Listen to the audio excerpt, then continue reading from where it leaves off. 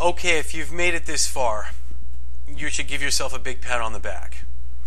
If you can write out that max chart that we just went over, and you can pull out a blank piece of paper and complete that chart all the way down from top to bottom, kudos to you. You should do absolutely fantastic on the exam, because what you've just accomplished, very, very few people have walking into that exam. The advantage you have now is absolutely huge. So give yourself a pat on the back, and you really have to give yourself credit for making it this far. Please, please, please be able to pull out a piece of paper and write that chart from memory, because if you can do it, you will walk into that testing center absolutely armed, ready to take some of the hardest questions on that exam. The people next to you are going to be trying to think through, and you're going to have the answers within seconds. You're going to have a correct answer, and you're going to be moving on to the next question.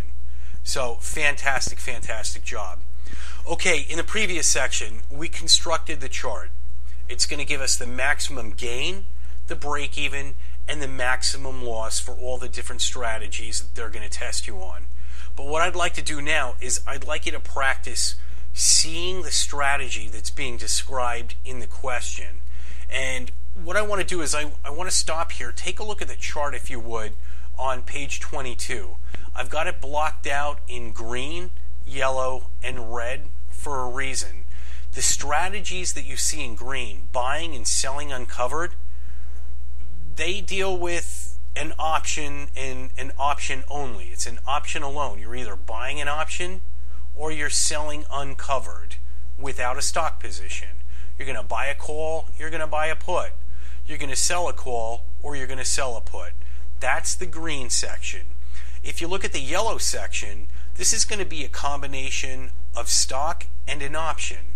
Now, if you sell covered, you're either going to sell a covered call, which means you own stock and you're selling a call, or you're going to sell a put, which means you're short stock and you're selling a put.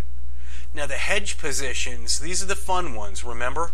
Start on the right side. You're going to be long with a put, or if you move to the left side, you're going to be short with a call. And lastly, in red, we've got our spreads, and then we've got our straddles, both the long straddle and the short straddle. They're going to consist of a combination option combined with another option. So in green, we've got options alone. In yellow, we have an option plus a stock. And in red, we've got an option plus an option.